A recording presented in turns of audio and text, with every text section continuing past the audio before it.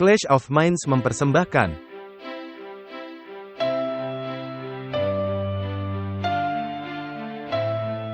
Walter Veith, Martin Smith, Martin Luther, tahun 1517. Konsili Trent, tahun 1545. Luka Parah, tahun 1798. Kebangunan Besar Rohani, tahun 1844. Ensiklikal Rerum Novarum, tahun 1891. Konsili Vatikan II, tahun 1962. Ensiklikal Laudato Si, Perawatan Rumah Kita Bersama, tahun 2015. Pandemi COVID-19, tahun 2019. Pemilihan Presiden Amerika Serikat tahun 2020. Perang Rusia melawan Ukraina, tahun 2022. Perang Israel melawan Hamas, tahun 2023. WhatsApp Prof 188, mengambil bagian dalam sifat ilahi, tentukan pilihan Anda. Selamat datang dalam episode lain WhatsApp Prof. Halo Walter. Halo Martin.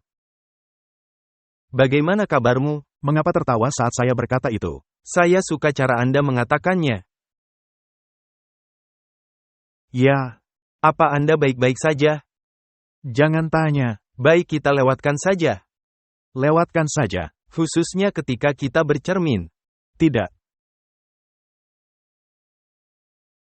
Mari kita membukanya dengan doa. Ya, kita memerlukannya, dan memang, kita sungguh perlu berdoa. Bapa Surgawi, kami memerlukan Engkau, setiap hari, setiap jam, setiap menit. Tolong kami dalam diskusi ini, dan agar kami bisa mendapatkan pikiran yang tercerahkan oleh apa yang Engkau ingin kami pelajari. Di dalam nama Yesus. Amin. Amin. Martin, kita sibuk membicarakan persiapan untuk hal yang akan datang.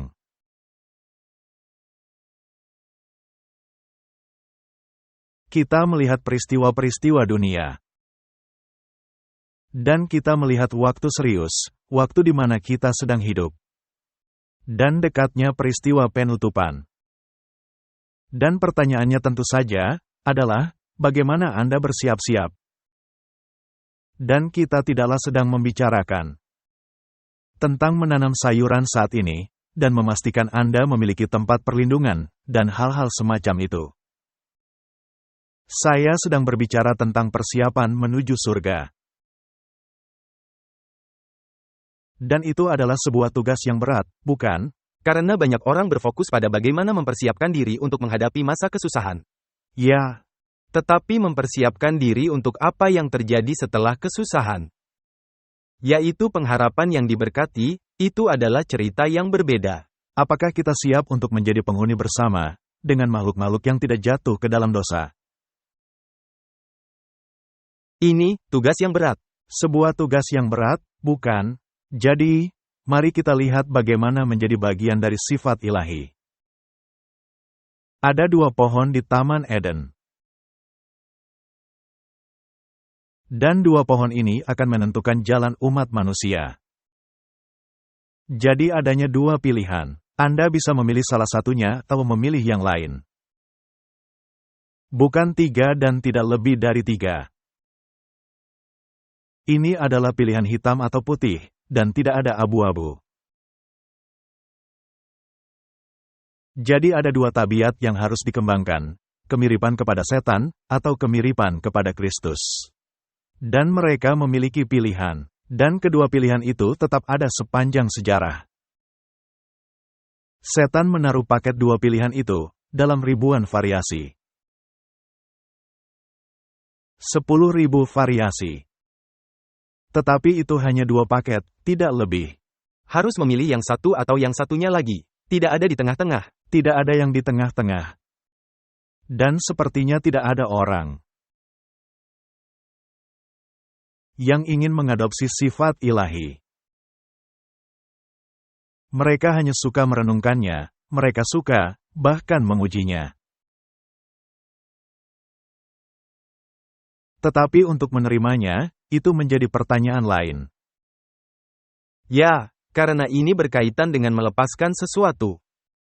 Ya, jadi, ada banyak ayat di dalam Alkitab yang membahas menjadi seorang yang mengambil bagian.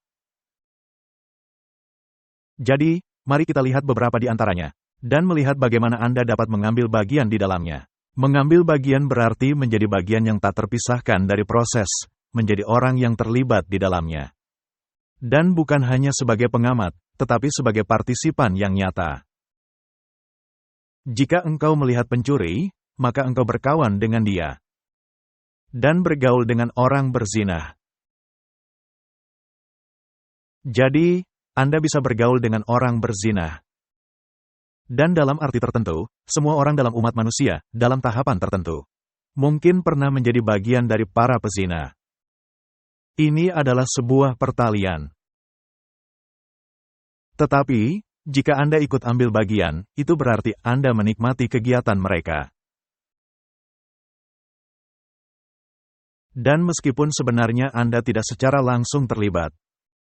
Tetapi ketika pikiran Anda menghayalkan hal itu, Anda dikatakan sudah turut ambil bagian, bukan? Yesus mengatakan demikian. Dan Anda juga bisa mendapat bagian dalam pengharapan itu. Atau kitakah yang ia maksudkan? Ya, untuk kitalah hal ini ditulis. Yaitu pembajak harus membajak dalam pengharapan. Dan pengirik harus mengirik dalam pengharapan untuk memperoleh bagiannya. Nah, ini berbicara tentang penuaian. Tetapi ini memiliki makna yang jauh lebih dalam, makna rohani, bukan? Karena untuk menjadi bagian dari tuaian, Anda harus memiliki pola pikir tertentu. Anda harus memiliki pola pikir tertentu, Anda benar. 1 Korintus 9 ayat 23, segala sesuatu ini aku lakukan karena Injil. Supaya aku mendapat bagian dalamnya bersama-sama kamu. Jadi, ia ingin menjadi bagian yang tak terpisahkan dari rencana keselamatan. Kalau aku mengucap syukur atas apa yang aku turut memakannya. Mengapa orang berkata jahat tentang aku karena makanan, yang atasnya aku mengucap syukur? Jadi, ketika Anda turut mengambil bagian, Anda turut mengambil bagian karena kasih karunia. Benar, hanya itu satu-satunya cara, bukan karena perbuatanmu. Ya, bukan. Jadi, dengan kata lain, ketika Anda turut mengambil bagian, hal itu pun adalah sebuah kasih karunia. Segala sesuatunya adalah kasih karunia, bukan, sejak dari awal permulaan. 1 Timotius 5 ayat 22. Janganlah engkau terburu-buru menumpangkan tangan atas seseorang dan janganlah terbawa-bawa ke dalam dosa orang lain. Jagalah kemurnian dirimu. Jadi, janganlah terlibat kepada hal apapun yang mengandung dosa. Jika tidak, artinya Anda adalah bagian dari yang sedang melakukannya. Anda tahu, masalahnya adalah terkadang kita menurunkan standar tentang apa yang disebut dosa. Jadi, sebuah kebohongan kecil sesungguhnya juga merupakan hal yang sangat serius. Ya, sesungguhnya Anda bisa saja berbohong kecil untuk tujuan yang baik. Tapi itu tetap saja adalah dusta. Saya pernah mengalami hal kecil seperti itu ketika seseorang ingin membenarkan suatu kebohongan kecil. Dan, ya, itu memang ditujukan untuk kebaikan. Tetapi pertanyaannya ialah, apakah itu benar secara moral? Itu masalahnya, maksud saya. Bukankah kebohongan kecil yang dikatakan Abraham ketika ia bercerita kepada Firaun? Itu adalah setengah kebenaran. Tetapi Anda merasa benar. Anda lihat, itu adalah serupa dengan kebohongan kecil. Kita merasa benar, tetapi apakah itu benar? Yesus tidak pernah berbohong, bukan? Tak pernah. Menurut terjemahan yang baru, dia pernah melakukannya. Ya, Yesus berkata, aku tidak akan pergi ke pesta ini. Sedangkan dalam Alkitab terjemahan lama, versi King James dikatakan, aku belum akan hadir dalam perayaan ini. Jadi, ini sangat penting, jika Anda tidak melihat detail-detail kecilnya. Maka Anda akan menduga, bahwa Yesus mengatakan, kebohongan kecil. Ya. Ini sama, ketika orang banyak menuduhnya, bahwa ia sebenarnya melanggar hari Sabat. Ya. 2 Timotius 1 ayat 8. Jadi janganlah malu bersaksi tentang Tuhan kita. Dan janganlah malu karena aku, seorang hukuman karena dia, melainkan ikutlah menderita bagi Injilnya oleh kekuatan Allah. Dengan kata lain, Martin, jika keadaan tidak berlangsung baik, maka janganlah menyalahkan siapapun atau apapun. Karena itu, merupakan bagian darinya. Jadi ketika Anda ingin hal-hal yang baik, dan Anda ingin menjadi bagian dari hal-hal yang baik, itu berarti Anda juga harus siap untuk mengambil bagian dari konsekuensinya, reaksi. Ya, hal ini sebenarnya berjalan dua arah. Jika Anda ingin menjadi bagian dari pihak lain, Anda juga harus siap menanggung konsekuensinya. Kitab 2 Timotius 2 ayat 6, seorang petani yang bekerja keras haruslah yang pertama menikmati hasil usahanya. Nah, itu janji yang baik, apakah selalu demikian? Tidak. Tidak. Seharusnya seperti itu. Benar, dan itulah yang dijanjikan di surga. Baiklah, tapi sekarang mari kita bahas secara kerohanian. Jika Anda adalah seorang pekerja di kebun anggur yang lain, di kebun anggur rohani. Dan ini sebenarnya adalah sebuah janji bahwa Anda akan mendapat bagian dari tuaiannya. Orang yang pertama mendapat bagian dari tuaian. Ini sungguh janji yang indah. Sungguh janji yang indah. 1 Petrus 5 ayat 1, aku menasihatkan para penatua di antara kamu.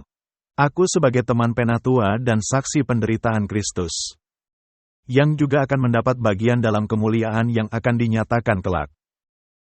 Itulah keyakinan.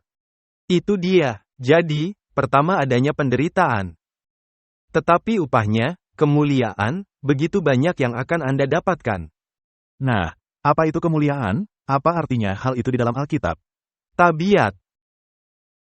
Tabiat, Martin. Jadi, Anda harus mengambil bagian dalam tabiat yang akan dinyatakan. Jadi, surga memiliki nuansa khusus, suatu tabiat. Dan tabiat di surga adalah selaras dengan tabiat Kristus. Jadi, ketika Anda ingin mengetahui bagaimana tabiat di surga, maka Anda harus mempelajari tabiat Kristus. Kitab 2 Yohanes 1 ayat 11, sebab barang siapa memberi salam kepadanya, ia mendapat bagian dalam perbuatannya yang jahat. Jadi, ketika Anda berkata kepada seseorang, semoga berhasil, padahal Anda tahu orang itu akan melakukan hal yang jahat. Meskipun Anda tidak turut serta dalam misi yang jahat itu. Atau bahkan walaupun Anda mengatakannya pada dasarnya untuk menghindari konflik. Maka Anda turut serta di dalamnya. Martin, bukankah kita harus sangat berhati-hati? Kalau dipikir-pikir, ya, sungguh sangat perlu, betapa kita harus berhati-hati. Seberapa waspada Adam dan Hawa? Mereka lalai. Mereka harusnya berhati-hati. Mereka tidak menduganya, bukan? Hal yang sangat kecil. Anda lihat, sekali lagi, kita kembali ke hal-hal kecil. Mereka pikir, Tuhan tidak akan. Tapi, mereka pikir, Allah tidak akan peduli kepada hal-hal sepele seperti ini. Nah, yang ini menakutkan. Matius 23 ayat 30. Dan berkata, jika kami hidup di zaman nenek moyang kita, tentulah kami tidak ikut dengan mereka dalam pembunuhan nabi-nabi itu. Karena Yesus mengatakan, mereka turut serta dalam pembunuhan nabi-nabi itu. Meskipun mereka hidup setelah zaman itu. Dan sekarang, orang-orang zaman sekarang katakan, kami tidak akan pernah melakukan hal itu. Jika mereka membaca yang tertulis di sana, mereka akan berkata kami tidak akan melakukan itu. Tetapi mereka telah melakukan pelanggaran, karena mereka memang melakukannya. Karena bukankah Yesus mati bagi mereka? Benar. Mengapa Yesus harus mati bagi mereka? Karena dosa. Karena mereka semuanya terlibat. Kita semua terlibat dalam pembunuhan nabi-nabi. Karena nabi-nabi itu menyaksikan Kristus. Dan kita juga bertanggung jawab untuk pembunuhan Kristus. Karenanya kita semua terlibat dalam pembunuhan nabi-nabi. Karena mereka membawakan pekabaran yang sama. Ini masih relevan saat ini. Kitab Roma 15 ayat 27. Keputusan itu memang telah mereka ambil, tetapi itu adalah kewajiban mereka. Sebab, jika bangsa-bangsa lain telah beroleh bagian dalam harta rohani orang Yahudi, maka wajiblah juga bangsa-bangsa lain itu melayani orang Yahudi dengan harta duniawi mereka. Jadi, kita harus turut terlibat dalam hal-hal kerohanian. Dan ketika kita melakukan hal itu, kita juga harus mengambil bagian dalam hal-hal duniawi. Kita harus pelihara mereka. Ya, kita melayani mereka. Ya, kita harus melayani mereka, tidak bisa dibiarkan. Seperti yang Anda sebutkan sebelumnya, jadi, jika Anda hanya ingin membuang seseorang, maka Anda akan mendapat masalah. Bukankah Yesus berkata, "Aku akan senantiasa menyertai kamu"? Jadi, apakah Anda pernah dibuang? Tidak pernah. Tidak pernah, bukan? Bisakah kita melakukan hal yang sama? Ya, kita tidak boleh membuang siapapun. Benar. Kalau orang lain mempunyai hak untuk mengharapkan hal itu daripada kamu, bukankah kami mempunyai hak yang lebih besar? Jadi, Anda dapat memiliki kekuasaan atas seseorang. Seseorang dapat memandang Anda dan berpikir bahwa Anda luar biasa. Padahal pada kenyataannya Anda mungkin tidak sehebat itu, bukan? Tetapi kami tidak mempergunakan hak itu. Sebaliknya, kami menanggung segala sesuatu, supaya jangan kami mengadakan rintangan bagi pemberitaan Injil Kristus. Ketika Anda ada dalam Kristus, Anda turut serta dalam kuasa Kristus. Tapi, itu adalah suatu tanggung jawab. Itu adalah tanggung jawab yang besar untuk tidak menyalahgunakannya. Baik. 1 Korintus 9 ayat 13, tidak tahukah kamu, bahwa mereka yang melayani dalam tempat kudus mendapat penghidupannya dari tempat kudus itu dan bahwa mereka yang melayani mezbah mendapat bahagian mereka dari mezbah itu. Jika Anda terlibat dalam hal-hal tentang Kristus, hal itu mencakup semuanya. Mencakup semuanya. Pada akhirnya, Anda menjadi begitu terlibat sehingga Anda juga menjadi bagian dari mereka. Dari manfaat-manfaat yang ada.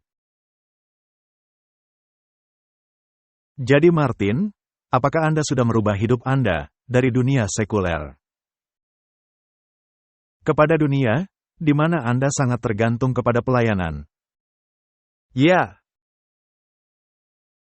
Apakah ada resiko bagi Anda? Tentu saja. Apakah Anda khawatir? Ada risiko duniawi. Anda khawatir? Memang dulunya saya merasa cukup khawatir, tetapi kemudian, ketika Anda mulai membiarkan, saya rasa tidak ada orang yang tidak khawatir ketika mereka harus mulai mengambil keputusan untuk jalur tersebut. Baik. Apa yang terlibat? Maksud saya juga mengalami hal yang sama. Saya bekerja di universitas. Saya menjadi pimpinan departemen sebagai profesor. Dan saya harus mengambil keputusan untuk melakukan pelayanan. Dan itu merupakan suatu pilihan yang menakutkan. Karena pada dasarnya, Anda melepaskan jangkar duniawi. Anda sebenarnya memutuskannya. Disitulah bagian yang menakutkan. Tidak ada lagi yang diandalkan. Tidak ada. Jadi dengan kata lain, Anda harus memiliki iman. Karena setelah kamu memutuskan tali itu, kamu sendirian, sobat. Tentu saja. Jadi, apa saja yang terlibat di dalamnya, percaya dan iman. Benar, segalanya. Dan jika iman itu kecil sekali, tetapi sekali Anda mengambil langkah itu, itu akan berkembang cepat. Anda sedih setelah itu? Tidak sekalipun, pada kenyataannya. Ini seperti Anda menempatkan diri Anda pada posisi seperti orang-orang Israel, sebelum menyeberang sungai Yordan. Ini adalah hal yang sama. Mungkin mereka berdiri di sana, dan sangat khawatir. Di sana, mereka tahu bahwa mereka harus melangkah dan memasukkan kaki mereka ke dalam air dan jalan itu akan terbuka. Hal yang sama terjadi ketika di Laut Merah. Allah tetap siap menghadapi ketidakpercayaan mereka. Orang-orang tidak percaya. Mereka bersungut-sungut dan berkeluh kesah, tetapi Tuhan membelah Laut Merah. Di sana Anda harus meletakkan kaki Anda di atas mezbah. Jadi, jika Anda ingin mengambil bagian dalam mezbah, maka Anda harus melayani di mezbah. Saya tidak tahu, Martin. Saya rasa banyak orang yang akan dipanggil dalam waktu dekat. Saya rasa hal itu sudah terjadi. Dan menaruh tangan mereka pada bajak. 1 Korintus 10 ayat 17. Karena roti adalah satu, maka kita, sekalipun banyak, adalah satu tubuh. Karena kita semua mendapat bagian dalam roti yang satu itu. Perhatikanlah bangsa Israel menurut daging. Bukankah mereka yang makan apa yang dipersembahkan mendapat bagian dalam pelayanan mezbah? Pertanyaan yang sama, tapi sekarang dikatakan bahwa kita semua mendapat bagian dalam roti yang satu itu. Kita semua adalah bagian dari Kristus. Benar, Dia roti hidup. Apakah semua yang mengambil bagian dalam roti itu memiliki tabiat yang sama? Tidak. Apakah hal itu terkadang membuat Anda kesal? Kita berusaha mengatasinya. Berusaha mengatasinya, baiklah. Nah, coba renungkanlah, ketika satu kali kelak, Anda pergi ke surga, oleh kasih karunia, dan tabiat yang sama itu. bisa ada di sana. Mereka tidak akan. Anda tahu, itu adalah hal yang luar biasa. Kita semua mendapat bagian dari roti itu. Jadi semua akan menjadi satu pikiran, tetapi belum tentu satu kepribadian. Baiklah, kita tidak tahu orang dalam perjalanan kerohaniannya. Jadi, kita harus bersabar. Kita harus panjang sabar. Kita harus mengembangkan semua tabiat-tabiat yang baik. Agar menjadi seperti yang dikatakan Alkitab. Mendapat bagian dalam perjamuan Tuhan. Kamu tidak dapat minum dari cawan Tuhan dan juga dari cawan roh-roh jahat. Kamu tidak dapat mendapat bagian dalam perjamuan Tuhan dan juga dalam perjamuan roh-roh jahat. Makanan rohani seperti apakah yang Anda terima? Anda tidak dapat mengambil bagian dari keduanya. Bahkan hal-hal yang Anda dengar, yang Anda tonton. Nah, saya pernah menemukan orang-orang yang berkata, saya akan turut memakan makanan ini. Dan memuntahkan bijinya. Pernahkah Anda mendengar hal itu? Dengan kata lain, saya menyimpan hal yang baik, dan membuang hal yang tidak bisa diterima. Anda tahu, masalahnya orang mengambil ayat Alkitab dan menyelewengkannya. Karena, di mana Yesus berkata, ujilah roh dan peganglah yang baik. Itu tidaklah berarti Anda bisa mencoba segala hal, seperti alkohol, obat-obatan, rokok. Memang tidak ada hal yang baik di dalamnya. Dan di dalam nabi palsu. Atau dalam nubuatan palsu. Iblis suka menyisipkan dusta di belakang kebenaran. Tentu saja. Jadi, bisakah Anda menerima kebenarannya dan membuang hal buruknya? Atau lebih baik berpegang kepada kebenaran dari mulanya? Ya, benar. Ini sama seperti kitab-kitab apokrifa. Kita telah menunjukkan betapa banyak hal-hal buruk ada dalam kitab-kitab itu. Jadi, mengapa Anda harus membacanya? Ya, tidak perlu melakukannya jika memiliki McCoy yang asli, kan? Saya selalu bertanya, apakah Anda percaya bahwa kita memiliki roh nubuat yang diberikan oleh Tuhan? Ada lebih 100.000 halaman yang bisa dibaca. Mengapa harus membaca materi yang lain? Baiklah, tetapi kadang-kadang ada hal tak terduga menghampiri kita. Maka Anda harus memakai hikmat. Namun, jangan menempatkan diri Anda dalam bahaya sejak awal. Alkitab berkata, jika Anda mau turut serta dalam pengharapan, maka Anda harus juga turut dalam penderitaan. Ini sudah kita bahas, dan menjadi turut serta adalah lebih dari sekedar pengamat. Yaitu bahwa orang-orang bukan Yahudi, karena berita Injil, turut menjadi ahli-ahli waris.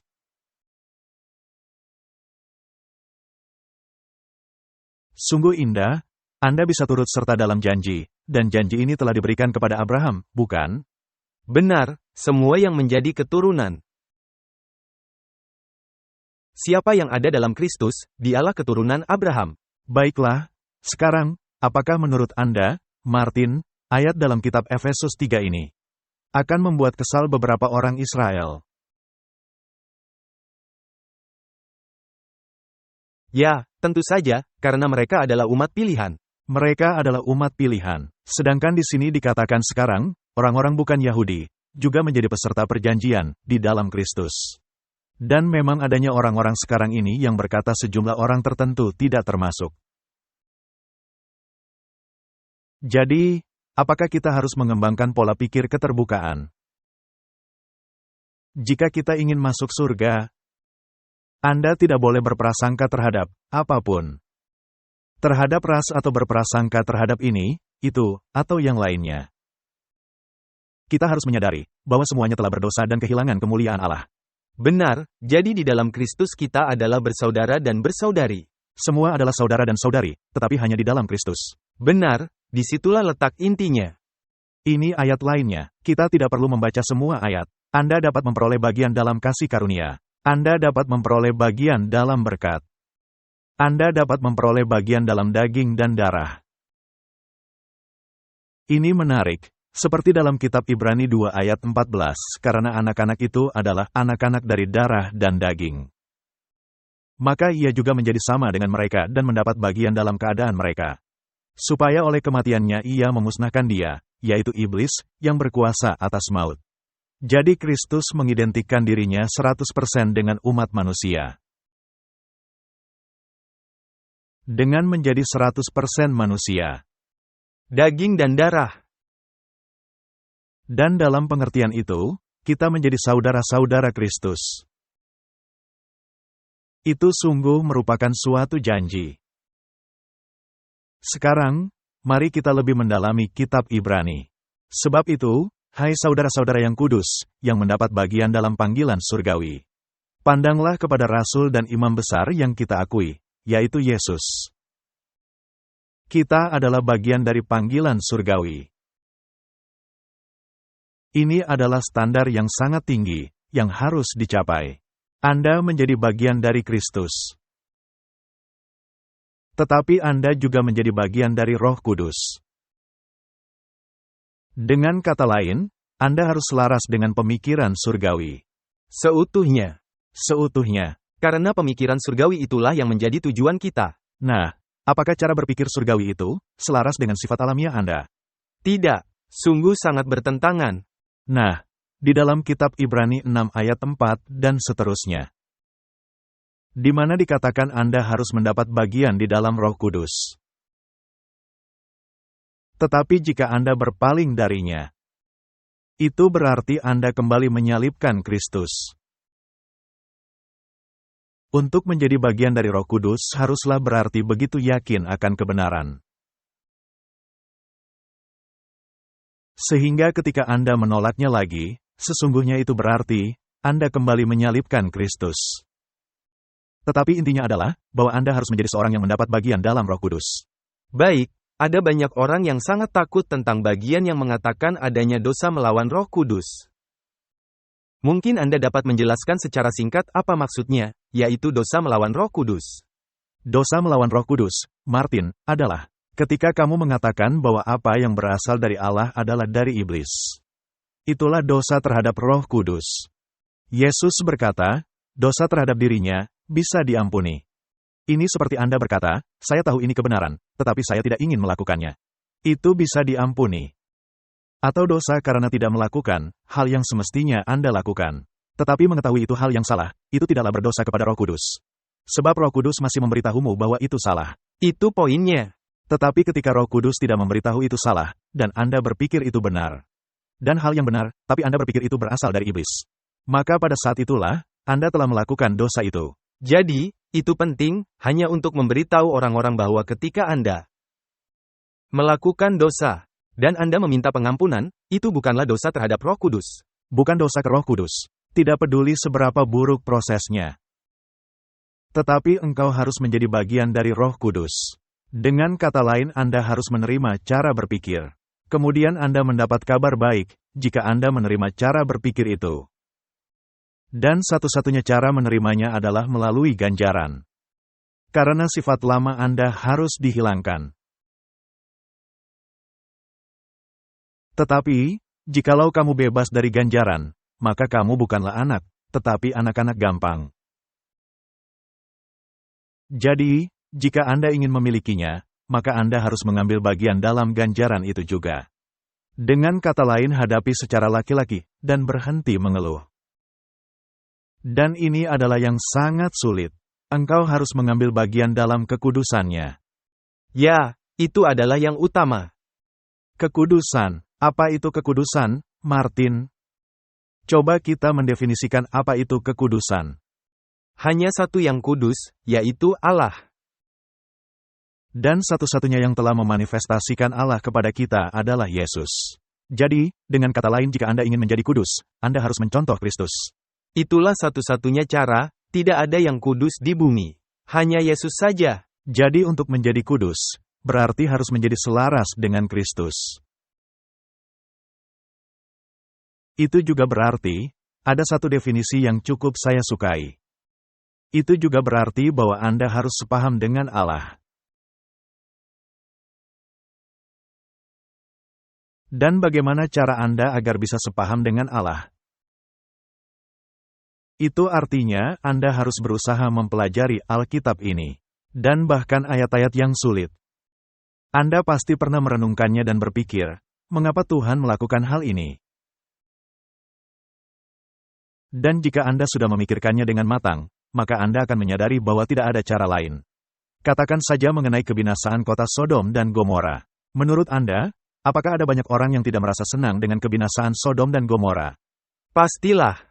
Berapa banyak orang-orang Israel yang tidak senang kepada kebinasaan Korah dan keluarga besarnya? Banyak. Bukankah mereka bersungut-sungut keesokan harinya dan menyalahkan Musa? Ya. Jadi, jalan Tuhan tidak selalu mudah untuk dipahami. Dan Anda harus memahami tabiat Allah. Apakah hal ini disalahpahami hari ini? Oh, tentu saja, ya. Semua orang salah paham tentang Dia. Mengapa Tuhan mengizinkan hal ini? Ambil contoh perusahaan asuransi.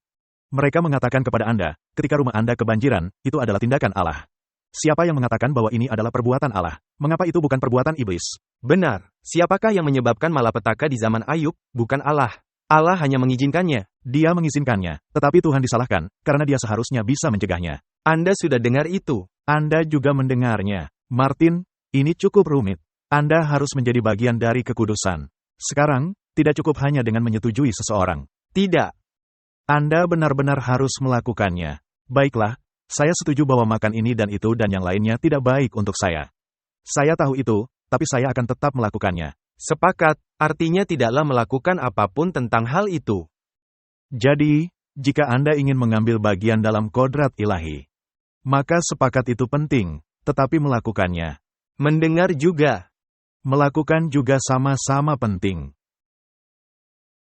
Martin, apakah Anda mau turut serta dalam penderitaan Kristus jika Anda menerima kebenaran ini?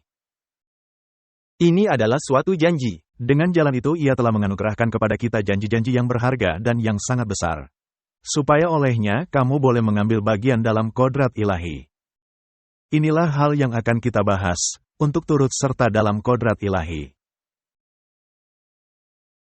Dan luput dari hawa nafsu duniawi yang membinasakan dunia.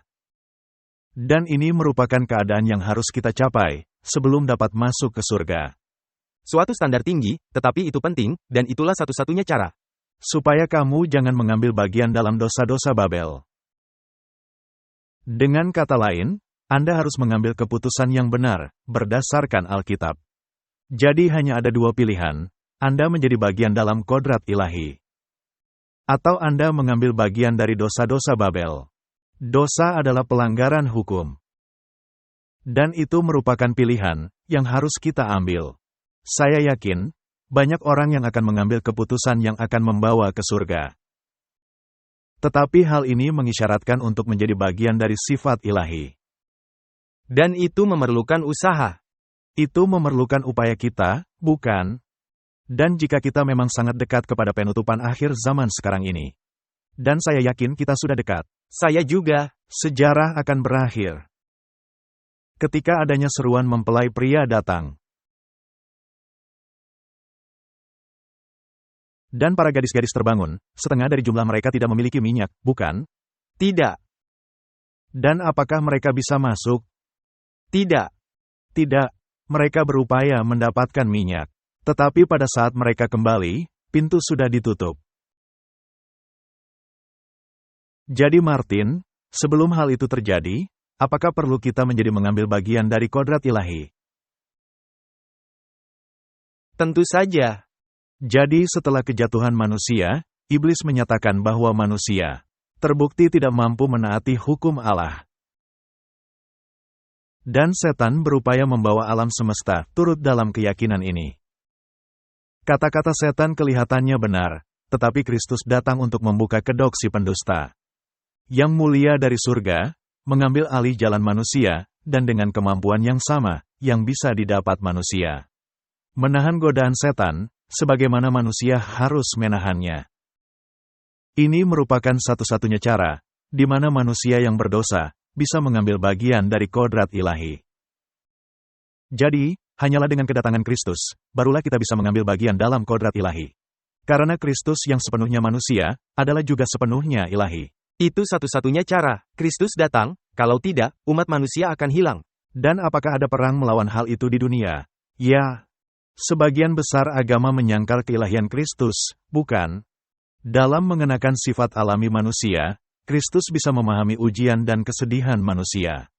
Dan semua pencobaan, di mana dia harus menghadapinya. Para malaikat yang tidak mengenal dosa, tidak bisa bersimpati kepada manusia, dalam ujian khususnya. Kristus telah merendahkan dirinya dengan mengambil sifat manusia dan dicobai dalam segala hal sama seperti kita. Sehingga Kristus mengetahui bagaimana menolong semua orang yang dicobai. Dalam mengenakan sifat manusia, Kristus mengambil bagian dari semua umat manusia. Kristus menjadi kepala umat manusia, makhluk ilahi dan manusia. Dengan lengan manusianya yang panjang, ia dapat melingkupi umat manusia. Sementara dengan lengan ilahinya yang panjang, ia dapat memegang takhta yang tak terbatas. Jadi, jika Anda sedikit mempelajari hal itu, satu-satunya cara agar mengambil bagian dari sifat ilahi hanyalah dengan menaruh kepercayaan mutlak Anda untuk mencapainya di dalam Kristus. Karena Anda tidak bisa melakukannya tanpa Dia. Jadi, dalam suatu pengertian, setan benar bahwa manusia tidak dapat menaati hukum Taurat. Tetapi dia salah dalam arti bahwa jika Anda terhubung dengan Allah, Anda bisa menuruti hukum. Disitulah letak kesalahannya. Jadi, hubungan itu terputus ketika Adam dan Hawa berdosa. Benar. Tetapi melalui janji, hubungan itu disatukan kembali. Dan kemudian dalam kenyataannya, hubungan itu disatukan kembali ketika Kristus datang ke dunia ini. Jadi, sesungguhnya setan sedang berdusta kepada Anda. Benar. Mengapa dia tidak mau atau tidak dapat menaati hukum? Karena dia tidak mempunyai hubungan. Dia tidak memiliki hubungan, dia tidak memiliki tangan yang memiliki lengan untuk menggenggam yang tak terbatas. Baiklah, ketika Anda berkata, saya ingin hubungan itu, Anda harus membukakan pintu. Ya. Tetapi agar Kristus bisa masuk, sampah-sampah harus dibuang. Baik. Jadi, sejauh kita tidak memiliki kesempurnaan tabiat, sejauh itu juga kita gagal dalam mendapatkan apa yang sudah disediakan Allah bagi kita melalui Yesus Kristus. Jika kita tidak berpegang pada penyediaan anugerah-Nya, kita akan mengalami pengalaman yang murahan, yang dikuasai oleh dorongan hati kita. Tidak stabil dan berubah-ubah. Kita tidak bisa memuliakan Allah oleh upaya kita sendiri. Kita harus mengambil bagian dari sifat ilahi dengan berdiam di dalamnya. Sama seperti ranting terhubungan kepada pokok anggur. Jadi Martin, bagaimana Anda melakukannya? Jawabannya ada di sana. Benar. Satu-satunya jalan adalah berpegang teguh kepada Kristus. Kita harus berdiam di dalam Kristus. Dan ketika Anda melakukan hal itu, Anda harus menyerahkan diri. Ya. Dan seberapa sering, Anda harus mati bagi diri Anda sendiri. Terus-menerus. Setiap hari. Terus-menerus. Selama kita dalam keadaan berdosa, kita harus berjuang. Dan semakin dekat Anda dengan Kristus, semakin sulit pertempuran itu terjadi karena akan semakin berat. Karena semakin Anda dekat kepada Kristus, maka Anda akan merasa semakin berdosa.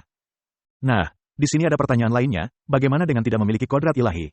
Segala sesuatu yang Allah dapat lakukan, telah dilakukan demi keselamatan manusia. Dalam satu pemberian yang kaya, Dia mencurahkan harta surgawi.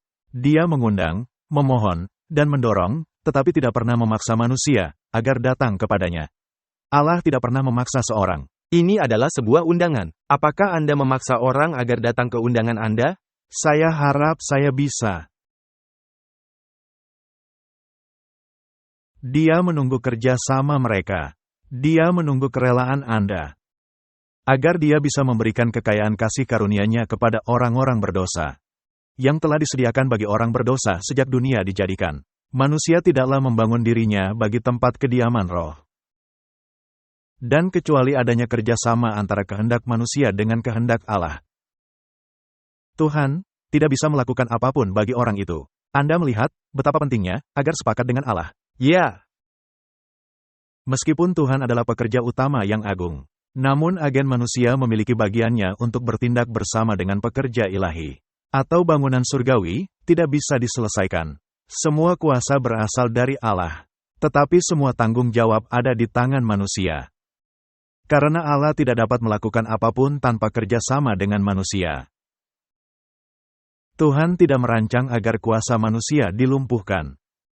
Tetapi agar melalui kerjasama dengan Allah, manusia dapat menjadi agen yang lebih efisien di dalam tangannya.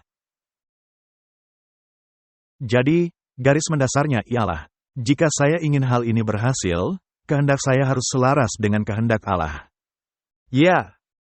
Ketika Anda mengatakan, Anda telah menyebutkan sebelumnya, dan saya berpikir bahwa kita harus setuju dengan Tuhan. Tetapi Anda juga menyebutkan sebelumnya bahwa Anda tidak bisa hanya mengatakan, "Ya, saya setuju," tetapi tidak melakukan sesuatu yang selaras lagi. Anda benar. Jadi ketika Anda melihat pertanyaan ini, dari sudut pandang ingin mengambil bagian dari tabiat ilahi, Anda harus memutuskan secara intelektual bahwa jalan Allah adalah jalan yang terbaik. Sifat alami Anda akan memberontak melawannya.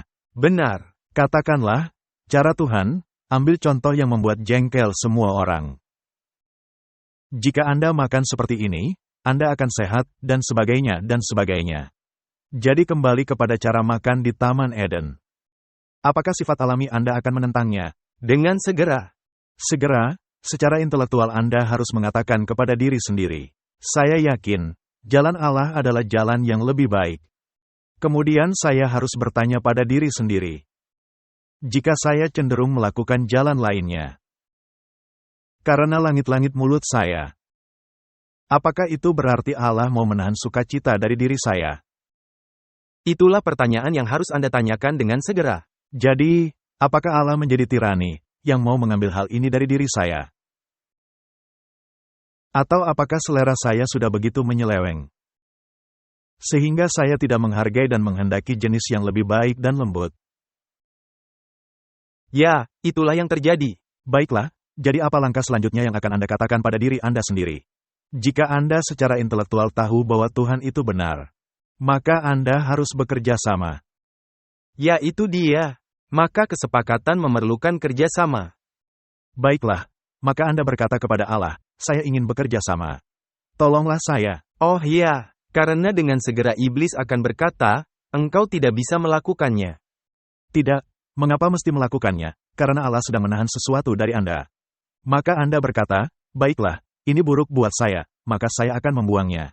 Lalu Anda membuangnya, dan mengambil keputusan secara bijak. Tetapi itu tidak berarti segera berhasil. Tapi kemudian ketika Anda terbiasa dengan yang baru, dan Anda telah menjadi bagian dari cara ini,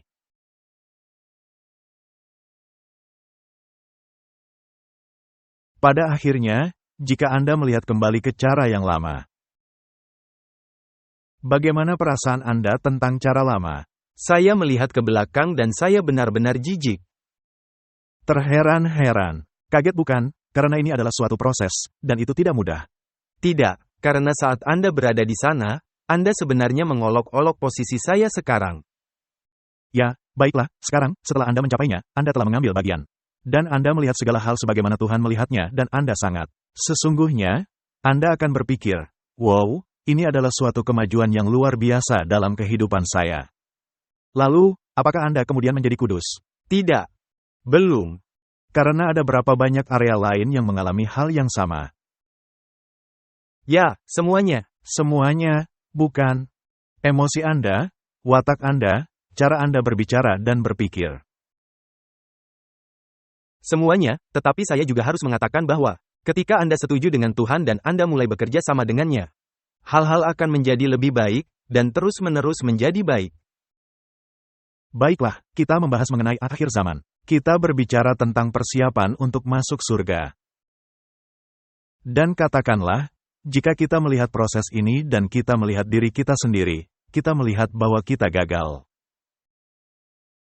Sekarang, ada beberapa hal di mana kita telah benar-benar mengadopsi sifat ilahi, dan banyak hal di mana kita telah menolaknya. Jadi, apa yang perlu kita lakukan di masa kita hidup sekarang ini? Kita perlu melakukan introspeksi. Dan kita harus seperti Daud, kita harus berkata, "Selidikilah hatiku. Ya, Lihat apakah adanya hal-hal jahat. Dan basuhlah aku." Katakanlah, "Basuhlah aku." Dan agar dibasuh, saya harus pergi ke tempat pembasuhan. Saya harus mengizinkan Allah membasuh saya. Ya, Itu berarti saya harus mengizinkan dia membuang hal-hal lama. Itulah yang seharusnya dilakukan oleh setiap orang di masa kini di mana kita hidup. Meskipun lemah, salah, rapuh, berdosa dan tidak sempurna, Tuhan memberi hak istimewa kepada manusia untuk bersekutu dengannya. Apakah itu solusinya? itu solusi satu-satunya. Jadi, Martin, bagaimana keadaan kita? Lemah. Kita lemah. Apakah kita salah? Kita lemah, kita berdosa, kita tidak sempurna, semuanya berlaku, bukan? Jadi, jika ini adalah pilihan ganda, mereka harus menambahkan satu jawaban di atas. Percaya kepada Yesus sebagai juru selamat pribadi, menerima kebenarannya dengan iman. Orang berdosa menjadi bagian dari kodrat ilahi, dan terluput dari kebobrokan dunia melalui hawa nafsu. Martin, adanya orang-orang yang berpikir bahwa hal ini tidak memerlukan suatu perubahan. Anda tinggal mengenakan pakaian yang berbeda dan selesai. Jadi masalahnya, ketika Anda sepakat dengan Allah, Anda harus menjadi mitra kerjasama melalui Yesus. Jika tidak, Anda hanya terjebak dengan keadaan yang ada. Baiklah, jubah itu ada, bukan untuk menutupi ketidaksempurnaan Anda. Anda harus menjadi pelaku. Agar memenuhi syarat untuk mendapatkan jubah itu. Dan melalui berdiamnya Roh Kudus, orang-orang Kristen dimampukan melawan pencobaan. Dan mengerjakan kebenaran. Tanpa sifat ilahi. Tanpa pengaruh Roh Kudus, manusia tidak bisa mengerjakan keselamatannya sendiri. Hal ini sangat penting. Jadi, keselamatanmu hanya oleh iman dan oleh iman saja, tetapi hal itu dinyatakan dengan perbuatan. Dan jika Anda tidak bertindak, maka Anda harus meminta Allah agar dimampukan melakukannya. Kalau tidak, Anda sedang menolak jubah itu. Ini serius, Anda harus minta tolong. Apakah Anda bisa mengenakan jubah tambal sulam, sedikit dari Kristus, sedikit dari Anda? Tidak. Kristus mengenakan pakaian yang tak bernoda. Baiklah, menurut Anda, kita tidak bisa menambal sulam jubah, karena yang baru akan membuat yang lain menyusut, atau apapun itu. Kristus berkata, tanpa aku, engkau tidak dapat berbuat apa-apa. Umat manusia yang telah jatuh ke dalam dosa hanya dapat dipulihkan melalui jasa Kristus, yang setara dengan Allah. Jadi, Kristus yang sangat ditinggikan, dengan rela hati mengenakan sifat alami manusia, supaya ia dapat bekerja atas nama manusia dan memperdamaikan dengan Allah orang-orang yang tidak setia. Kristus memohon jasanya bagi kita. Sekarang, ada orang yang mengatakan, iblis mengatakan, Anda tidak bisa. Tetapi di sini dikatakan, Anda harus. Nah, ketika Yesus berkata kepada perempuan yang tertangkap basah karena berzina, pergilah dan jangan berbuat dosa lagi. Apakah ia mengatakan sesuatu yang mustahil? Tidak. Kalau tidak, apa gunanya mengatakan kepadanya, pergilah dan jangan berbuat dosa lagi? Tidak ada gunanya. Ingat contoh yang kita gunakan tentang pecandu alkohol. Ya. Anda seorang pecandu alkohol, tetapi Anda membuat keputusan kognitif, saya akan menjauhi alkohol. Anda masih menjadi pencandu alkohol, tetapi Anda tidak mau lagi minum. Jadi, ketika Anda melakukan hal ini, dalam kaitannya kepada dosa, siapakah yang memberi Anda kekuatan untuk melakukannya? Roh Kudus. Roh Kudus yang melakukannya, bukan? Jadi dalam suatu pengertian, Roh Kudus juga membantu pemulihan pencandu alkohol. Karena tanpa dorongan Roh Kudus, orang itu tidak bisa meninggalkan kecanduannya. Baik. Jadi, ketika Anda masih memiliki rasa bersalah, itu artinya Roh Kudus masih bekerja. Baik. Jadi, sebagai pengganti kita, Kristus telah memerangi kuasa kegelapan atas nama kita. Dan menang melawan musuh-musuh jiwa kita, dengan memberikan kepada kita cawan keselamatan. Garis mendasarnya ialah, dalam peperangan ini, siapa yang memampukan Anda untuk berkata tidak? Hanya Roh Kudus. Jadi, ketika Anda dicobai, apa yang harus Anda lakukan? Anda meminta tolong kepada Kristus. Ya, benar. Kenyataannya kita dianjurkan untuk bernyanyi. Ya. Nyanyikan lagu rohani, iblis tidak suka lagu rohani. Jadi, pangeran kehidupan bersedia menderita hinaan, ejekan, kepedihan, dan kematian. Di kayu salib Golgota, Dia membayar harga penebusan untuk dunia yang hilang. Inilah dunia yang dikasihinya, suatu domba yang hilang, yang akan dibawa kembali kepada kawanannya. Salib di Golgota menceritakan kasih Allah yang luar biasa bagi orang-orang berdosa. Ia menghargainya dengan harga yang tak terhingga, dengan memberikan anaknya yang tunggal. Sehingga barang siapa, saya suka kata itu, sehingga barang siapa, yang percaya kepadanya, tidak akan binasa, melainkan beroleh hidup kekal. Jika Anda menyadari hal ini, maka yang lainnya akan mengikuti. Jika kasih Allah gagal untuk membangkitkan respons dari hati manusia, jika gagal melembutkan dan menaklukkan jiwa, maka kita benar-benar tersesat. Tidak ada kekuatan cadangan, tidak ada lagi yang bisa dilakukan surga. Menaklukkan jiwa Anda adalah mengizinkan Allah menolong Anda. Dan tidak beralasan, karena saya kan hanya manusia biasa. Dan Allah mengetahui isi hati saya. Dan oleh karena itu, saya dapat melanjutkan apa yang telah saya lakukan sebelumnya. Jadi, ini adalah suatu himbauan untuk introspeksi mendalam dan menyeluruh. Dan meminta Allah untuk melakukan bagi kita apa yang tidak mampu kita lakukan untuk diri kita sendiri. Dan jangan lupa, Martin, bahwa dialah yang melakukannya. Supaya saya tidak menjadi sombong dan mengatakan betapa hebatnya saya. Iblis memiliki banyak amunisi. Dia selalu menipu Anda. Karena sekarang Anda benar-benar telah berbuat baik, tetapi kemudian membanggakan diri Anda. Tetapi membanggakan diri Anda, jika kamu mengambil kemuliaan untuk dirimu sendiri, itulah hal yang terjadi kepada Salomo. Salomo berkata, saya masih muda, tidak tahu cara datang dan pergi. Tetapi kemudian, dia menjadi sangat percaya kepada dirinya. Dan itu membawa kepada kejatuhannya. Seberapa jauh kejatuhannya, sampai nyaris tidak bisa bergerak.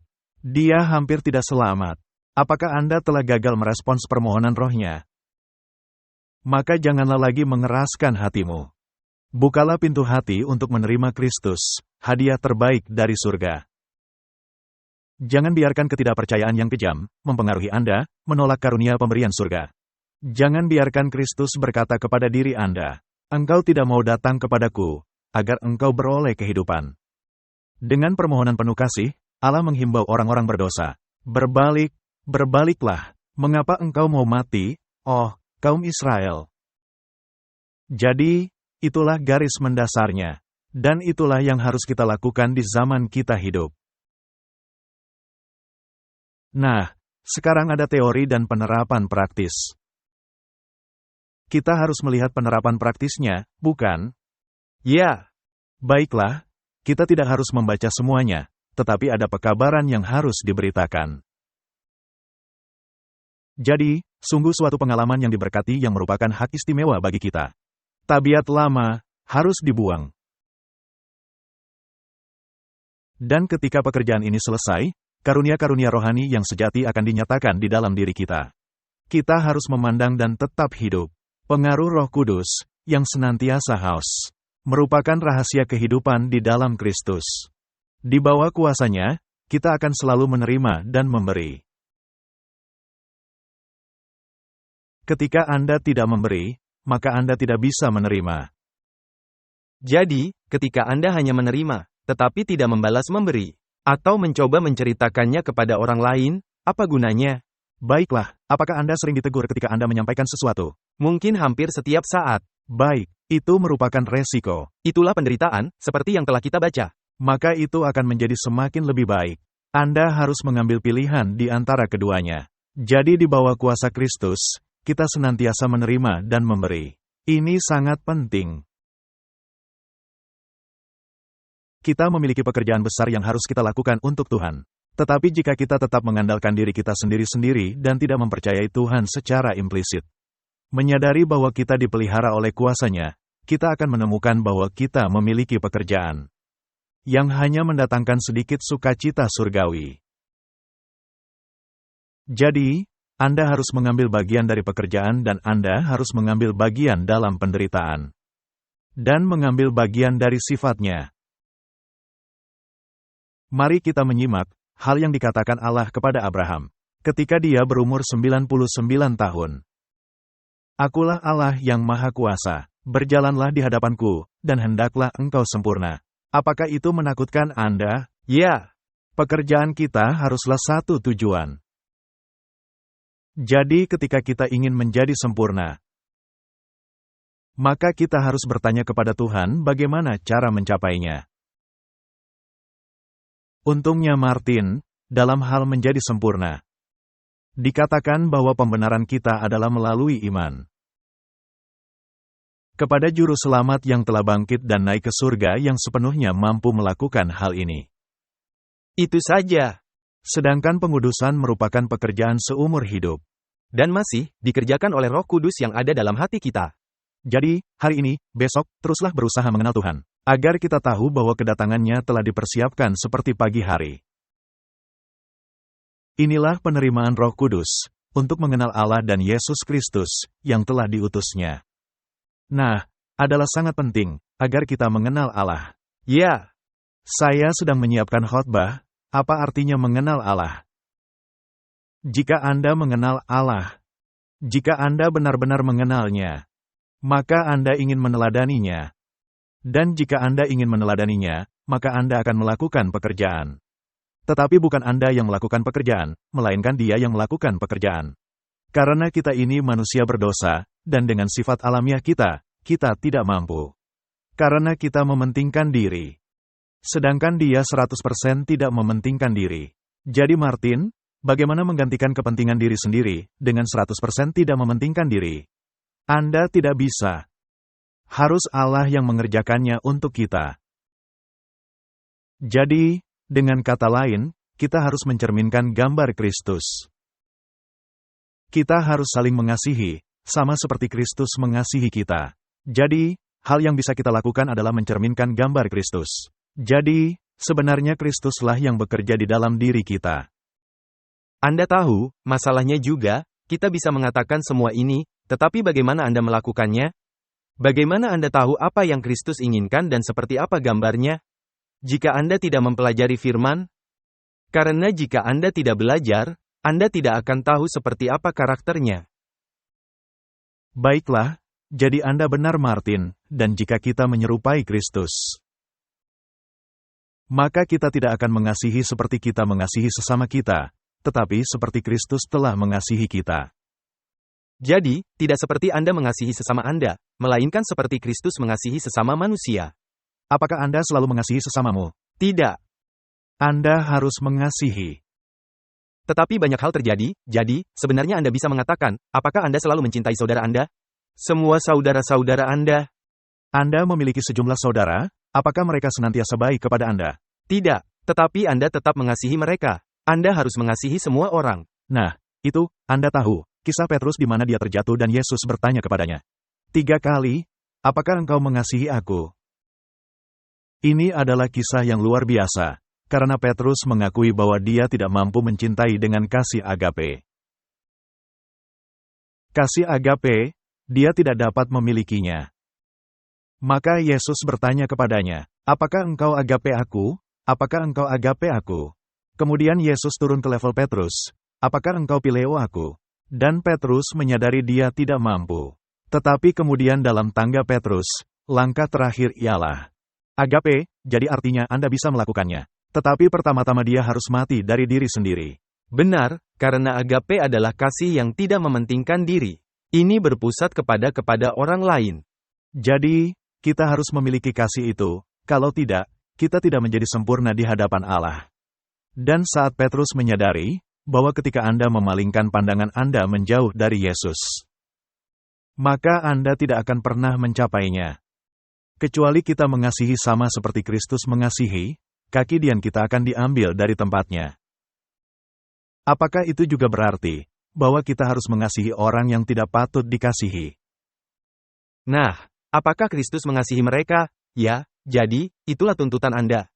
Bagaimana dengan para penyembah setan? Anda harus memiliki belas kasihan yang sama seperti yang dimiliki Kristus. Bagaimana dengan tokoh-tokoh politik? Apakah mudah mengasihi mereka semua? Tidak pernah mudah, tetapi itulah hal yang penting. Itu juga tidak mudah bagi Kristus. Baiklah. Anda tidak harus setuju dengan apa yang mereka lakukan. Dan Anda juga tidak harus mengasihi dosanya, melainkan Anda mengasihi orangnya. Baiklah, seberapa adilkah Anda harus bersikap tidak memihak untuk mengasihi semua orang? Sepenuhnya, tapi itu tidak mudah. Baik, seberapa jauh kasih Anda jika Anda mau menyelamatkan orang yang membenci Anda? Anda harus memiliki daya tahan. Jadi, kita memerlukan pertobatan setiap hari, terutama jika mereka membuat Anda kesal. Maka Anda harus meminta Tuhan untuk mengembalikan kasih itu ke dalam hati Anda, bukan? Saya tidak tahu apakah itu sama dengan Anda, tetapi semakin dekat hubungan Anda dengan Kristus, semakin banyak orang yang ingin membuat Anda kesal. Maka Anda tiba di titik ketika Anda berkata, "Selamatkan aku karena aku tidak mampu. Diri saya yang malang, lemah, dan tidak seperti Kristus. Ubahkan saya, bentuk saya, bangkitkan saya ke dalam suatu atmosfer yang murni dan kudus, di mana arus kasih-Mu yang kaya dapat mengalir melalui jiwaku." Martin, sesungguhnya kita berperang dengan sifat alami kita. Setiap saat.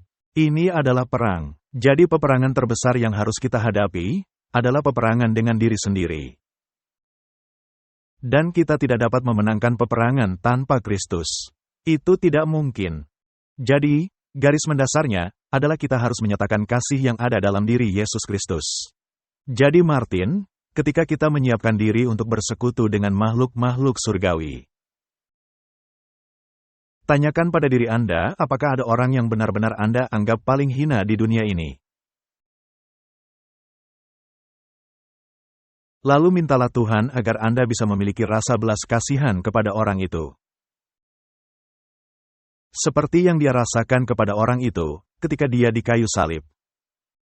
Ya, disitulah Anda harus melakukannya. Dan jika jawaban Anda adalah bahwa Anda tidak bisa melakukan itu, Anda punya masalah. Maka Anda memiliki masalah, bukan? Anda lihat, ini sama seperti yang kita telah tunjukkan beberapa minggu yang lalu. Pergolakan di dunia, itulah satu-satunya cara yang dapat diselesaikan.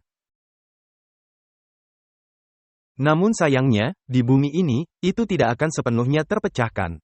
Yesus harus datang untuk mengakhirinya. Baik, dunia ada dalam permusuhan. Dan permusuhan itu semakin memuncak, dan pada saat ini, ketika kita duduk di sini, apakah adanya orang yang membunuh orang lain? Ya. Apakah ada peperangan yang berlangsung? Apakah mereka melemparkan bom kepada orang-orang? Ya, di semua tempat. Kristus menyatukan dalam dirinya kepenuhan dan kesempurnaan kealahan. Dengan kepenuhan dan kesempurnaan dari umat manusia yang tidak berdosa, tidak ada sedikit pun kemanusiaan yang berdosa di dalam Dia. Karena Alkitab mengatakan Kristus adalah tanpa dosa. Kristus berkata, "Iblis datang, tetapi tidak mendapatkan apapun dariku." Tidak ada dosa sama sekali. Dan apakah Anda harus tanpa dosa, agar bisa ke surga? Ya, tetapi tidak dengan upaya kita sendiri. Saya tidak dapat berdiri di sana, tanpa noda atau kerut. Itu berarti tanpa dosa. Itu hanya ada dalam jubah Kristus tak bernoda. Baik, jadi, Kristus menghadapi semua pencobaan ini, yang pernah menyerang Adam, tetapi mengalahkannya. Karena dalam sifat kemanusiaannya, Kristus bergantung kepada kuasa ilahi. Apakah kita memiliki kapasitas untuk bergantung kepada kuasa ilahi? Ya. Oleh karena itu, iblis adalah pembohong ketika dia mengatakan Anda tidak bisa menaati hukum. Karena iblis sesungguhnya berkata, Anda tidak dapat memiliki hubungan dengan Allah. Ya, itu benar. Itulah yang dia katakan. Apakah itu penyangkalan terhadap Kristus? Ya. Iblis mengatakan Kristus tidak memiliki tujuan dan peran yang dijalankan. Jadi Anda harus melawan tipuan dan gertakan iblis. Dan menyebutnya pendusta. Tepat sekali, dan ada ayat kitab suci yang membuktikannya. Topik ini menuntut lebih banyak perenungan daripada yang disampaikan. Orang-orang Kristen terlalu rendah dalam standar, mereka sudah puas dengan pengalaman rohani yang dangkal, dan oleh karena itu, mereka hanya mengalami terang yang samar-samar.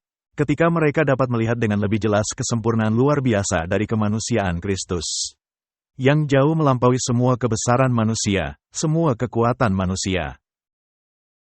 Kehidupan Kristus adalah sebuah wahyu tentang bagaimana manusia yang telah jatuh ke dalam dosa, melalui penyatuan dan persekutuan kepada sifat alami ilahi.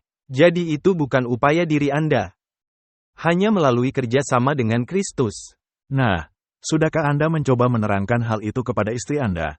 Atau yang sebaliknya, pernahkah istri Anda mencoba menerangkan hal itu kepada Anda? Bahwa saya tidaklah kudus. Bahwa Anda harus menjadi mitra dari sifat alami ilahi. Pertama, Anda mendengar bahwa Anda tidaklah kudus. Kemudian Anda harus menjadi bagian dari sifat alami ilahi. Nah, apakah dampaknya Martin? Apakah ini membuat Anda kesal atau membuat Anda merenung?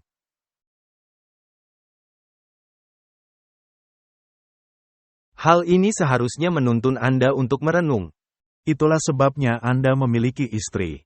Benar, dengan adanya istri, sesama kita dan orang-orang. Tidak baik seorang manusia, sendiri saja. Dia perlu diperbaiki. Nah, memang Roh Kudus yang melakukannya. Tetapi seringkali kita mendapat sedikit pertolongan. Kita akan mendapat masalah lagi. Kita tertawa, tapi sesungguhnya ini adalah hal serius. Dan hanya dengan melihat hubungan kita dengan orang-orang di sekitar kita, kita dapat melihat betapa kita sangat membutuhkan lebih banyak introspeksi ilahi. Ya, kerja sama ilahi. Jadi Martin, ketika Paulus ingin menunjukkan kerendahan hati juru selamat demi kepentingan mereka, dengan menampilkan Kristus yang setara dengan Allah dan dengannya menerima penghormatan dari para malaikat, Sang Rasul menelusuri perjalanannya hingga mencapai kedalaman kerendahan hati yang paling dalam. Jadi, inilah Allah yang turun langsung menjadi tunduk pada kejahatan manusia. Di dalam pencurahannya yang ekstrim. Jadi, Paulus merasa yakin bahwa jika mereka dapat dibawa untuk memahami pengorbanan luar biasa yang dibuat penguasa surga, semua kepentingan diri akan dibuang dari kehidupan mereka. Nah, apakah itu senantiasa terjadi? Tidak, karena mereka tidak membukakan pintu. Sekarang kita berbicara kepada sesama umat yang percaya. Orang-orang yang mau menerima pencurahan Roh Kudus. Ini topik yang serius. Bagaimana cara kita bisa menerimanya, dibandingkan di zaman Paulus, yang menolaknya?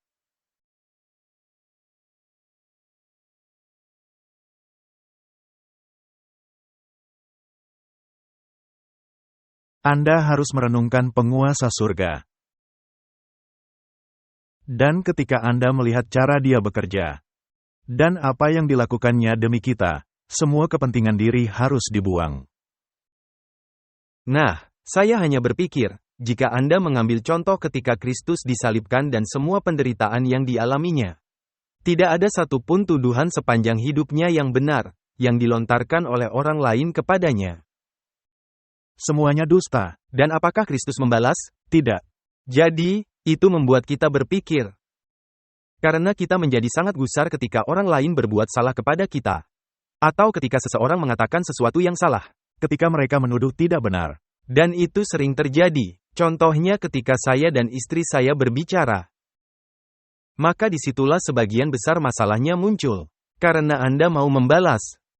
Anda ingin membalas. Jadi, Paulus menunjukkan bagaimana anak Allah meninggalkan semua kemuliaannya. Dengan sukarela menundukkan dirinya kepada kondisi-kondisi kodrat manusia. Dan kemudian merendahkan dirinya sebagai seorang hamba, taat sampai mati, bahkan sampai mati di kayu salib. Supaya ia dapat mengangkat manusia yang telah jatuh ke dalam dosa kepada pengharapan, sukacita, dan sorga. Jadi apakah surga ada di pihak kita? Ya, surga menginginkan kita berhasil. Apakah kita berada di pihak surga? Tidak. Martin, ini adalah dikotomi yang sulit. Bagaimana cara kita mengatasinya? Kita memerlukan waktu 1 jam setiap hari, merenungkan kehidupan Kristus. Lalu meminta Allah untuk mendapat hasil yang sama dalam diri kita. Rumah yang bersih. Jadi, Kristus merendahkan dirinya sebagai manusia, upaya ia dapat menjangkau manusia yang tenggelam dalam kedalaman kesengsaraan dan kemerosotan, dan mengangkatnya ke dalam kehidupan yang lebih mulia. Kehidupan yang luhur. Martin, jika Anda cenderung untuk tidak menjadi mulia, jika Anda cenderung murung, apakah Kristus pernah murung? Tidak. Tidak pernah, kan? Apakah pernah dikatakan bahwa dia murung? Apakah dia sedih? Ya, Seringkali, bukan? dia benar-benar menangis berkali-kali. Untuk siapa Yesus menangis? Untuk anak-anaknya, untuk orang percaya, yakni bangsa Israel. Untuk bangsa yang menolaknya.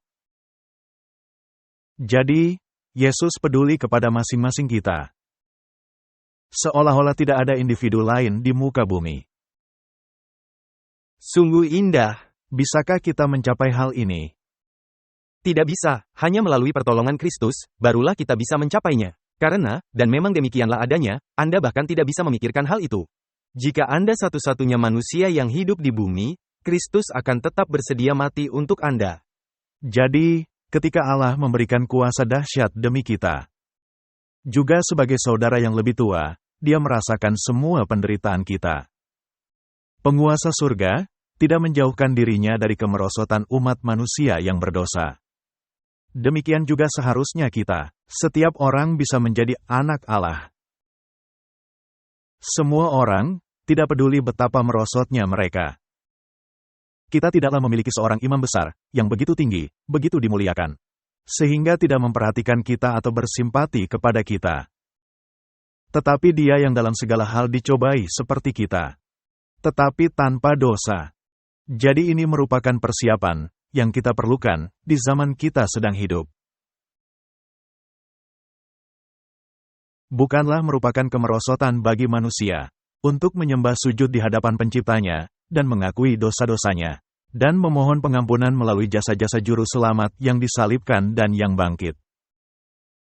Adalah mulia untuk mengakui kesalahan-kesalahan Anda di hadapannya, yang telah Anda lukai dengan pelanggaran dan pemberontakan.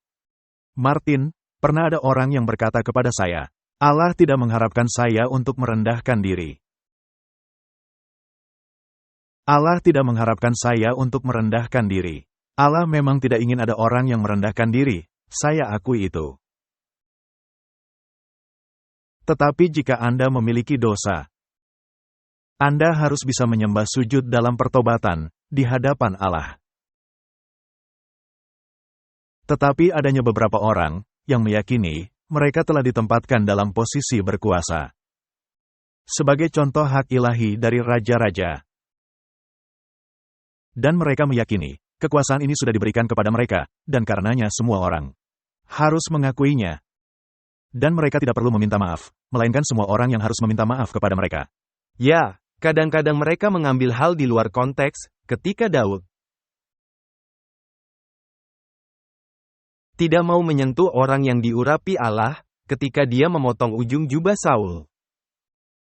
Karena jika Anda memutarbalikkannya, maka Anda akan berkata, baik, jadi begitu Anda terpilih dari Tuhan, Anda tidak tersentuh. Itu tidak benar. Sebagai orang pilihan Tuhan, jika Anda adalah umat pilihan Allah, Anda masih memiliki tanggung jawab besar. Tetapi Daud banyak menunjukkan belas kasihan dan kebaikan hati, yang tidak pernah mendapat balasan. Itu adalah sifat alami Kristus. Jika Anda ada dalam posisi yang bertanggung jawab, maka sepatutnya Anda menjadi rendah hati dan menjadi pelayan sesama. Baiklah Martin. Bukan merupakan kemerosotan bagi manusia untuk menyembah sujud di hadapan penciptanya. Manusia pada umumnya adalah makhluk yang sombong. Mereka tidak suka mengakui bahwa mereka salah. Jika Anda sedang bertengkar dengan seseorang, terutama seseorang yang dekat dengan Anda, terkadang lebih sulit untuk mengakui bahwa Anda salah.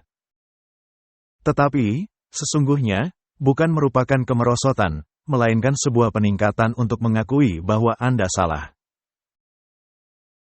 Kita semua telah berdosa, dan kehilangan kemuliaan Allah. Dan kita semua perlu menyembah sujud dan mengakui dosa-dosa kita kepada Allah. Kita mesti mengakui dosa kita kepada Allah, dan mengakui kesalahan kita satu sama lain. Jadi, adalah mulia untuk mengakui kesalahan Anda di hadapan Allah, yang telah Anda lukai dengan pelanggaran dan pemberontakan. Ingat Kristus tidak berdosa. Sangat sulit bagi manusia untuk menyadari adanya pribadi yang tidak pernah salah. Ya. Nah, Saya sudah memeluk iman saya selama 38 tahun. Dan saya tidak pernah menang dalam argumentasi dengan Allah. Saya kalah telak dalam semua argumentasi. Sama sekali tidak ada hasil yang bisa dibanggakan. Tetapi setan juga demikian. Tidak, dia juga belum pernah memenangkannya. Setan tidak akan pernah menang. Seringkali saya mau membenarkan diri saya sendiri. Saya berpikir tidak ada manusia yang belum mencobanya. Dan ketika Anda mau membenarkan diri Anda sendiri, maka Anda berkhotbah. Pernah istri saya berkata, ketika saya berdoa panjang-panjang tentang sesuatu. Dia berkata, engkau sedang berkhotbah. Allah tidak menginginkan khotbah, melainkan Dia menginginkan Anda mengakui kesalahan Anda.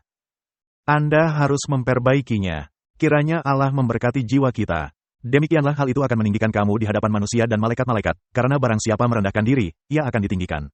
Tetapi barang siapa yang berlutut di hadapan manusia berdosa, dan membuka dalam pengakuan dosa pikiran-pikiran rahasia dan imajinasi-imajinasi di dalam hatinya.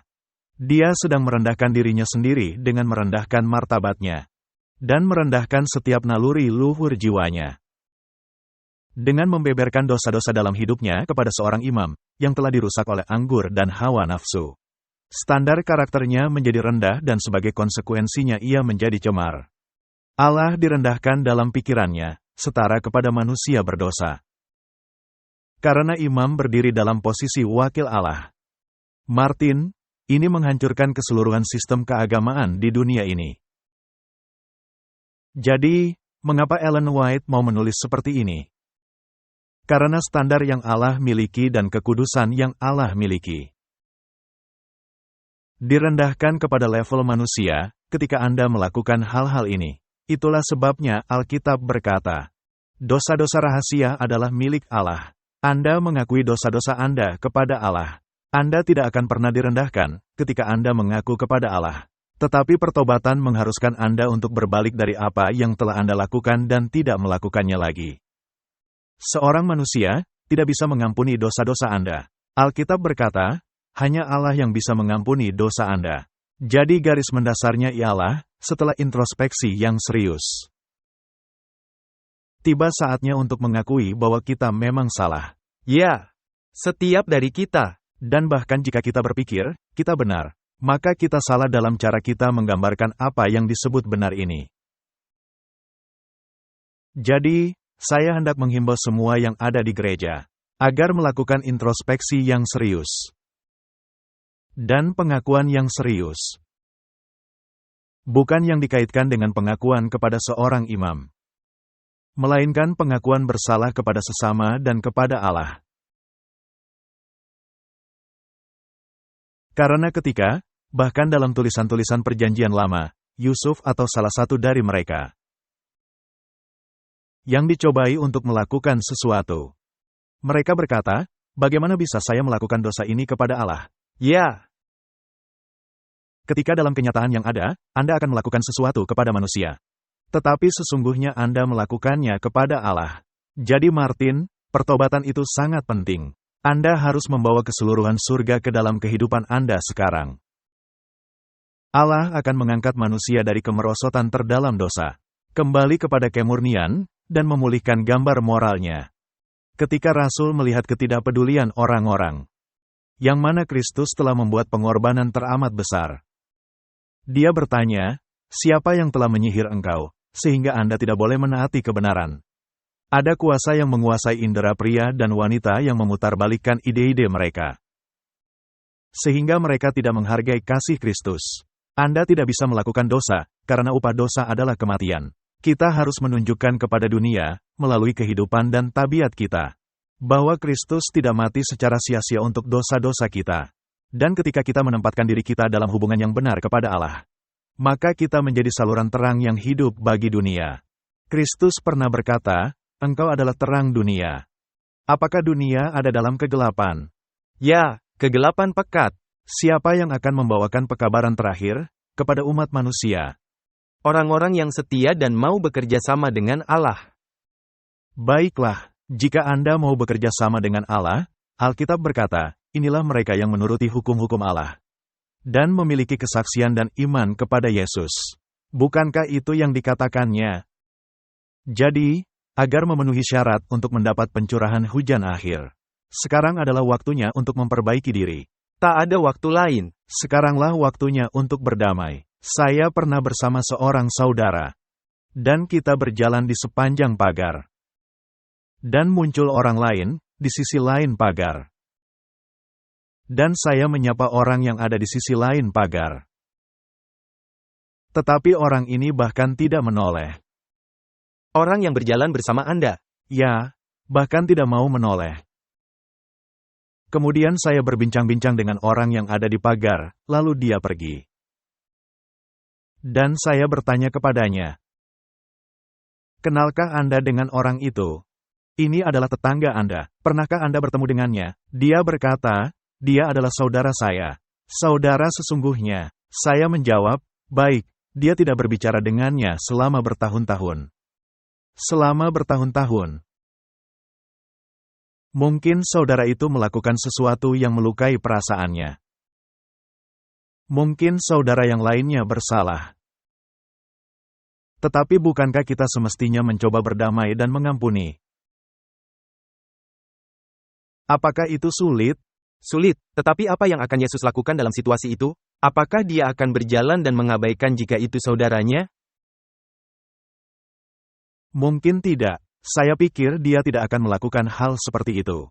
Nah, ini poin lainnya. Jika Anda menyimpan sesuatu hal kepada saudara Anda, dan Anda belum membereskannya, maka pergi dan bereskan. Jika Anda bersalah kepada saudara Anda itu, bereskanlah masalahnya. Apa yang Alkitab katakan, ketika Anda melakukan upacara pembasuhan kaki? Perbaikilah hubunganmu dengan saudaramu, jika Anda tahu ada masalah. Dan jika tidak, maka Anda mendatangkan hukuman kepada diri Anda sendiri.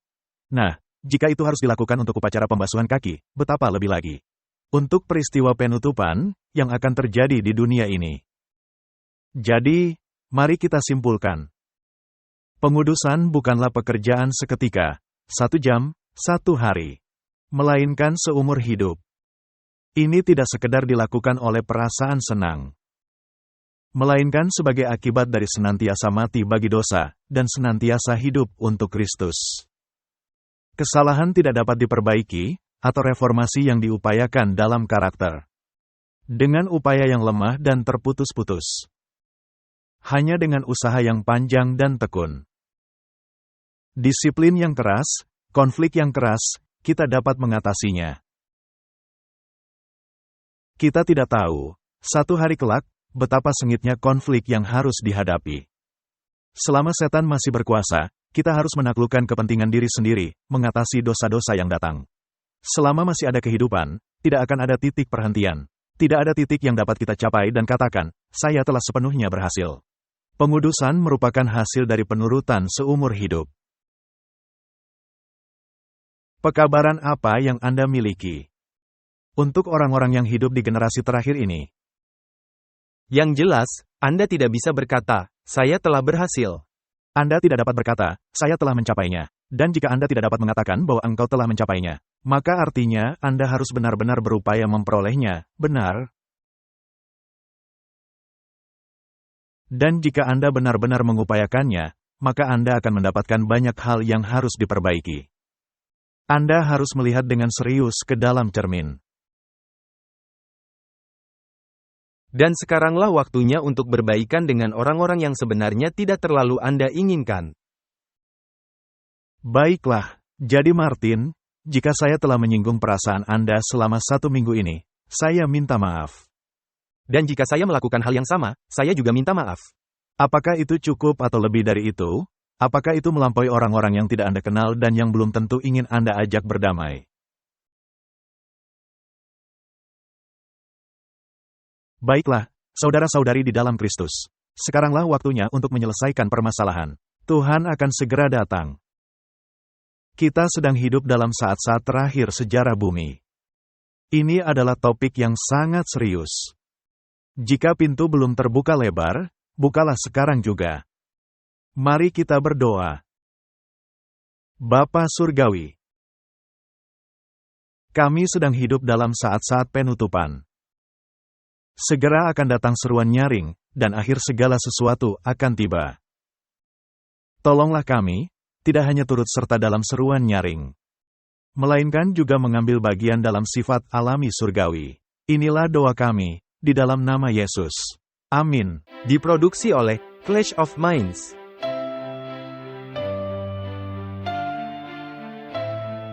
Menampilkan pembicara, Walter Veit dan Martin Smith.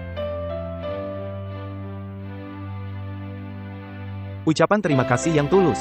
Untuk dorongan semangat, doa-doa, dan sumbangan finansial melimpah. Untuk detail kontak.